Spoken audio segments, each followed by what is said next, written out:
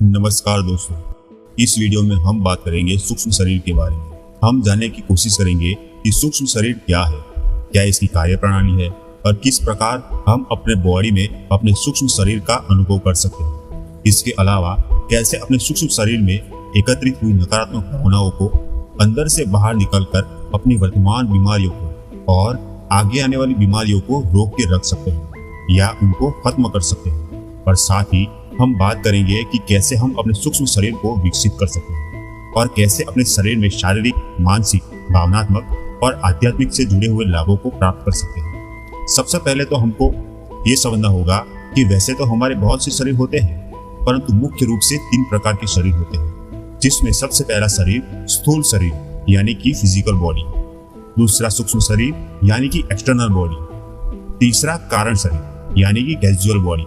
हमारा स्थूल शरीर यानी कि जो शरीर वर्तमान में हमें नजर आता है या जो हम आईने में अपने शरीर को देखते हैं, वो शरीर 5 तत्वों से बना हुआ होता है। लेकिन जो हमारा सूक्ष्म शरीर है वो हमारे प्राणों से बना है यानी एनर्जी से बना हुआ है। और तीसरा जो कारण शरीर है वो सूक्ष्म तरंगों से बना हुआ है। हमारी फिजिकल बॉडी यानी स्थूल शरीर दृश्यमान है जो कि हमें दिखाई पड़ती है, लेकिन सूक्ष्म शरीर और कारण शरीर अदृश्य है, ये हमें दिखाई नहीं पड़ती, लेकिन हम इनको अनुभव जरूर कर सकते हैं। अब हम बात करते हैं उन खास अनुभवों की जिससे हम अपने सूक्ष्म शरीर का अनुभव कर सकते हैं, या यूं कहे तो ऐसी कौन सी सिचुएशन होती है जब बिना प्रयास के भी आप अपने सूक्ष्म शरीर का भी अनुभव कर सकते हैं। क्योंकि स्थूल शरीर को तो आप हर वक्त देखते रहते हैं, अपने को भी और दूसरों को भी, लेकिन आप अपने सूक्ष्म शरीर को तो नहीं देख सकते, उसे तो सिर्फ अनुभव ही कर सकते हैं। पहली बात तो यह है कि जब भी आप बहुत गहरी नींद में होंगे और जब आपका माइंड पूरा खुला हुआ होगा, उस वक्त अनजाने में ही आप कई बार अपने सूक्ष्म शरीर को अनुभव कर लेते हैं। और कई बार जब आपको स्लीप पैरालिसिस होता है या आपको लगता है कि जैसे कोई चीज आपके ऊपर दबाव डाल रही है, तो वह चीज भी आपके सूक्ष्म शरीर की ही एक घटना होती है। और कई बार जब आप स्वप्न अवस्था में होते हैं लेकिन आपकी चेतना कुछ अंशों तक जागी रह जाती है, तो उस स्थिति में भी आप अपने सूक्ष्म शरीर का दर्शन कर लेते हैं। इसके अलावा जब आप गहरे ध्यान में होते हैं तो आप अक्सर ही अपने सूक्ष्म शरीर का अनुभव कर सकते हैं। और जब आपकी मृत्यु हो रही होती है तो उस वक्त भी और उसके बाद भी आप अपने सूक्ष्म शरीर को महसूस कर सकते हैं, क्योंकि तब तक आपका स्थूल शरीर खत्म हो गया होता है, तो फिर सूक्ष्म शरीर ही बचता है।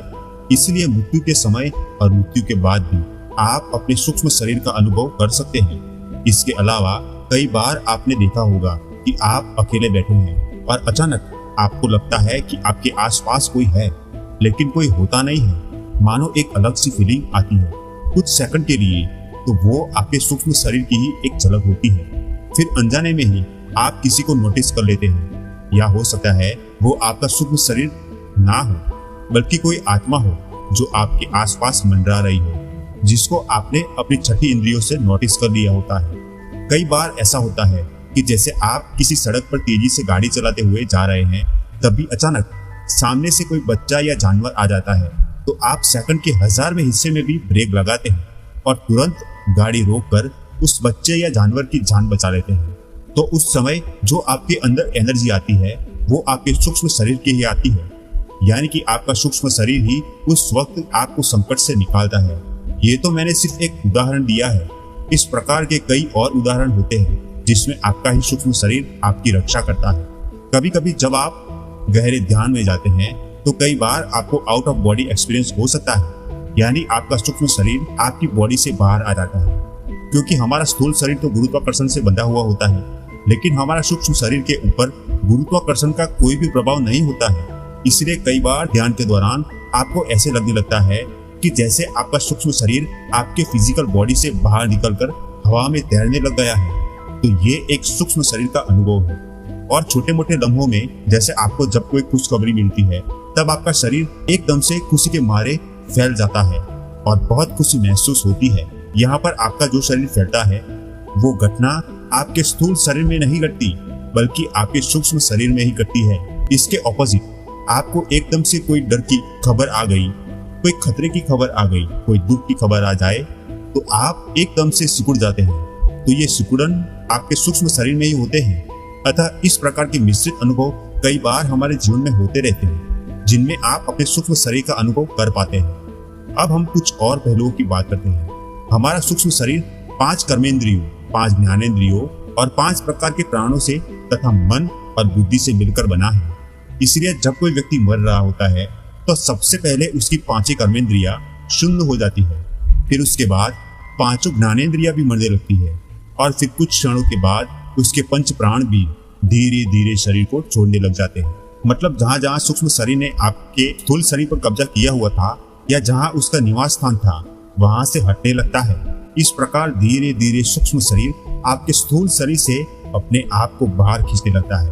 अतः जब व्यक्ति की मृत्यु होती है तो हमारा भौतिक शरीर राख बन जाता है, लेकिन हमारा सूक्ष्म शरीर आत्मा के रूप में नए जन्म की तलाश में आगे की ओर निकल पड़ता है। स्थूल शरीर की मृत्यु के पश्चात हमारे इस जन्म की और पिछले जन्म के जितने भी संस्कार, आदतें, विचार, इच्छाएं, कामनाएं और वासनाएं और हमारी जो भी भावनाएं होती है, ये सभी चीजें बीज के रूप में हमारी सूक्ष्म शरीर में ही संग्रहित रहती है। यानी कि हमारा भौतिक शरीर तो मर जाता है, लेकिन हमारी वासना, इच्छाएं नहीं मरती। फिर इन्हीं इच्छाओं और वासनाओं के अधीन होकर हमारा सूक्ष्म शरीर अगले जन्म की तैयारी में लग जाता है और अगला जन्म इन्हीं इच्छाओं के कारण वैसा ही शरीर ले लेता है। आपने कभी कभी ऐसा महसूस किया होगा कि जब आप छोटे से बड़े हो रहे होते हैं तो आपके अंदर कुछ ऐसे विचार उठने शुरू हो जाते हैं या ऐसी भावनाएं उठनी शुरू हो जाती है जिनका आपके इस वर्तमान समय में कोई जुड़ाव नजर नहीं आता। लेकिन ये चीजें आपके अंदर कहाँ से आई है? ये सारी चीजें आपके पिछले जन्म से आपके अंदर आई हुई है और अब वो दोबारा से जिंदा हो रही है। उदाहरण के लिए, अगर आप अपने पिछले जन्म में साधु संत थे या कोई पुजारी थे तो इस जन्म में आप मंदिर की ओर आकर्षित होंगे या किसी आश्रम की ओर आकर्षित होंगे। ऐसा इसीलिए होता है क्योंकि उनका संबंध आपके पिछले जन्म के भावनाओं से जुड़ा हुआ होता है और वही भावनाएं आपके अंदर दोबारा से जिंदा हो जाती है। इसलिए कहते हैं इंसान कभी नहीं मरता, मरता है तो सिर्फ शरीर। उसकी आत्मा हमेशा जिंदा रहती है, बस उसका शरीर बदल जाता है। और ना केवल पिछले जन्म में बल्कि वर्तमान में भी जो जन्म अभी आप जी रहे हैं इसमें भी ये प्रक्रिया जारी रहती है। हमारा सूक्ष्म शरीर लगातार विचारों और भावनाओं के द्वारा सूचनाओं को इकट्ठा करता रहता है और फिर उन्हीं सूचनाओं के अनुसार हमें अच्छे या बुरे रूप में अपने प्रभाव और भावनाओं को बढ़ाता रहता है। अब तक आपको यह मालूम हो गया होगा कि जो हमारा मुख्य कर्ता धर्ता है वो हमारा स्थूल शरीर नहीं है बल्कि हमारा सूक्ष्म शरीर है। हमारा सूक्ष्म शरीर ही हमें कमांड देता है और स्थूल शरीर उसको फॉलो करता है। इसलिए हमें अपने भौतिक शरीर को नियंत्रण में करने से कोई लाभ नहीं होने वाला, बल्कि हमें अपने सूक्ष्म शरीर को नियंत्रण में करना होगा। क्योंकि जब आप अपने सूक्ष्म शरीर को नियंत्रण में करेंगे या उसको सही स्थिति में रखेंगे तो आपका भौतिक शरीर भी अपने आप नियंत्रण में आ जाएगा। क्योंकि जो कुछ भी घटना घटती है पहले वो सूक्ष्म शरीर में ही घटती है, बाद में वो भौतिक शरीर पर आती है। उदाहरण के लिए, जिस प्रकार हम किसी पौधे को विकसित करने के लिए उसके पत्तों को पानी नहीं देते बल्कि उसके जड़ों को पानी देते हैं, क्योंकि जब हम जड़ों को पानी देते हैं तो पत्ते भी अपने आप खिलने शुरू हो जाते हैं। उसी प्रकार हमारा सूक्ष्म शरीर जड़ है और हमारा स्थूल शरीर पत्ते हैं। इसलिए हमें सबसे पहले अपने सूक्ष्म शरीर को मजबूत करना होगा, तत्पश्चात हमारा स्थूल शरीर भी अपने आप ही मजबूत होना शुरू हो जाएगा। इसलिए हमारी सभी अच्छी या बुरी भावनाएं जैसे कि डर, गुस्सा, नफरत, प्रेम, प्यार, काम, वासना और सभी इच्छाएं पहले हमारे सूक्ष्म शरीर में ही प्रकट होती है और फिर बाद में उनका स्थूल शरीर में अवतरण होता है। और ठीक इसी प्रकार बीमारी में भी होता है। हमारे शरीर में जो भी बीमारी आती है, खासकर जब कोई बड़ी या गंभीर बीमारी आती है, तो वो एकदम से हमारे स्थूल शरीर में मैनिफेस्ट नहीं होती है, बल्कि सबसे पहले उस बीमारी का बीज हमारी सूक्ष्म शरीर में पड़ता है। फिर वही बीज जब बड़े हो जाते हैं तब उसका प्रकटीकरण स्थूल शरीर में होता है। तो कहने का तात्पर्य यह है कि हमारी भावनाएं और हमारे रोग, इन दोनों का जो उद्गम स्थान है वो सूक्ष्म बॉडी है, ना कि स्थूल बॉडी है।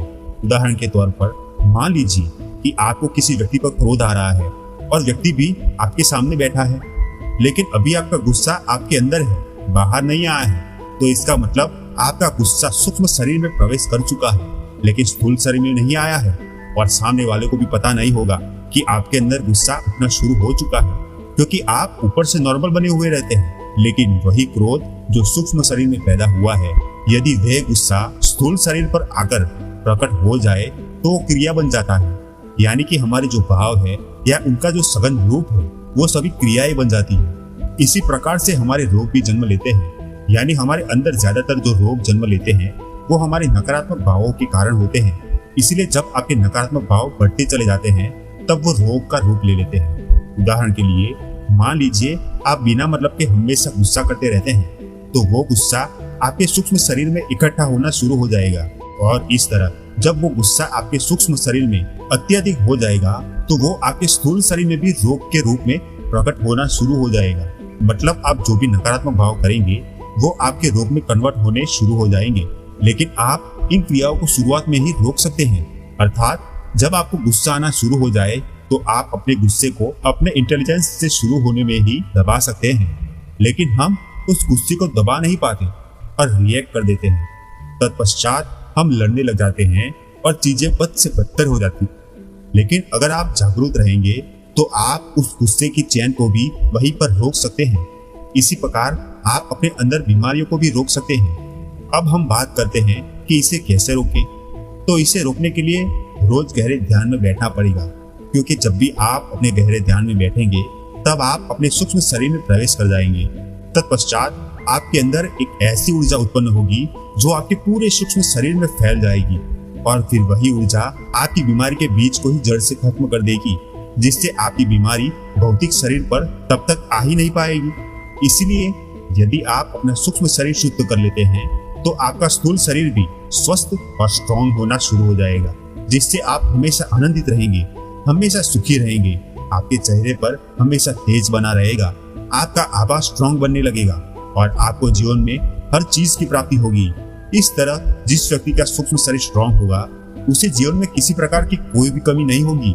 लेकिन यदि आपका सूक्ष्म शरीर ही अशुद्ध है और विकारों से भरा हुआ है तो आपको दुख, बीमारी, कष्ट, अभाव इन सब चीजों को अपने जीवन में झेलना ही पड़ेगा। तो हम ऐसा क्या करें कि हम अपने सूक्ष्म शरीर को शुद्ध कर सके, उसको विकारों से रहित कर सके। तो उसके लिए कुछ उपाय है जो मैं आपको बताऊंगा, उसे आपको हमेशा फॉलो करना है। सबसे पहली बात कि हमारा सूक्ष्म शरीर कमजोर क्यों पड़ता है? हमारे नेगेटिव होने के कारण, यानी हमारे नकारात्मक विचारों और भावों के कारण। इसलिए आप कभी भी नकारात्मक मत रहे। तनाव, चिंता, टेंशन इन सब चीजों से बचें और अपने आप को हमेशा सकारात्मक रखें। हमेशा खुश रहे, प्रसन्न रहे, संतुष्ट रहे और प्रेम पूर्ण बने रहे। अपने आत्मविश्वास को बढ़ा चढ़ा कर रखे और हमेशा क्रिएटिव रहे, अर्थात हर वक्त कुछ न कुछ नया करते रहे। रोज एक्सरसाइज करें, क्योंकि जब आप एक्सरसाइज करेंगे तो आपका ब्लड इतना तेजी से सर्कुलेट करेगा कि उसके अंदर के जो ब्लॉक है वो ब्लड सर्कुलेशन से टूट जाएंगे और आपको कभी कोई बीमारी नहीं होगी। रोज सुबह प्राणायाम अवश्य करें। प्राणायाम में रेचक और कुंभक से अपने श्वासों को शुद्ध करें। मैंने आपको पहले ही बताया है कि हमारा सूक्ष्म शरीर प्राणों से मिलकर बना है, तो जब भी आप प्राणायाम करेंगे तो आपके अंदर प्राण ऊर्जा भी बढ़ेगी, जिससे आपका सूक्ष्म शरीर स्ट्रॉन्ग होना शुरू हो जाएगा। सबसे जरूरी बात, आप अपने आहार को हमेशा ठीक रखें। अगर आप निषिद्ध और अनुचित आहार लेते हैं तो आप अपने शरीर का नुकसान कर रहे हैं। आप अपने आचरण को भी ठीक रखें, यानी कि सही समय पर सोए और सही समय पर जागे। इसके अलावा कुछ मंत्रों का भी जाप करेंगे तो आपको उसका भी लाभ होगा। खासकर ओम महामंत्र का जाप करें, क्योंकि ओम का जाप करने से आपकी जो वाइब्रेशन है वो आपके पूरे सूक्ष्म शरीर में ट्रांसफर हो जाती है, जिससे कि उसके जितने भी ब्लॉक होते हैं वो सभी खुल जाते हैं। और सबसे जरूरी चीज ये है कि आप हमेशा अपने आप को प्रेजेंट में रखें, यानी वर्तमान समय में रहते हुए कार्य करें। भूत और भविष्य की ज्यादा टेंशन मत रखें। आप थोड़ा समय निकालकर मेडिटेशन जरूर किया करें, जैसे आप कोई भी मेडिटेशन कर सकते हैं। लगभग सभी में ध्यान के अभ्यास से हमारा सूक्ष्म शरीर ही विकसित होता है। खासकर इस प्रकार का मेडिटेशन जरूर करें जिसमें आप विश्राम में चले जाते हैं, यानी डीप रिलैक्सेशन में चले जाते हैं। क्योंकि जब आप डीप रिलैक्सेशन में जाते हैं तो आपका सूक्ष्म शरीर बिल्कुल गतिहीन हो जाएगा या जड़ हो जाएगा और आपका विचार बिल्कुल शांत हो जाएगा, जिससे आपकी ऊर्जा की जो लीकेज है वो बंद हो जाएगी। फिर वही ऊर्जा जो पहले लीक हो रही थी वो सारी ऊर्जा फिर से आपके सूक्ष्म शरीर को उपलब्ध होने लगेगी, जिससे आपका सूक्ष्म शरीर विकसित होना शुरू हो जाएगा। मैंने जो भी इस प्रस्तुति में बताया है उसे आप अपने जीवन में प्रयोग करते रहें और हमेशा स्वस्थ रहें। दोस्तों, अगर आपके मन में अध्यात्म से रिलेटेड कोई भी प्रश्न हो तो हमें कमेंट में जरूर बताएं और अपने मन में चल रहे सभी प्रश्नों को खाली कर दें। हम आपको उत्तर जरूर देंगे। अगर आप हमारे चैनल पर नए हैं तो हमारे चैनल को सब्सक्राइब करना मत भूलिएगा। आपका बहुत बहुत धन्यवाद।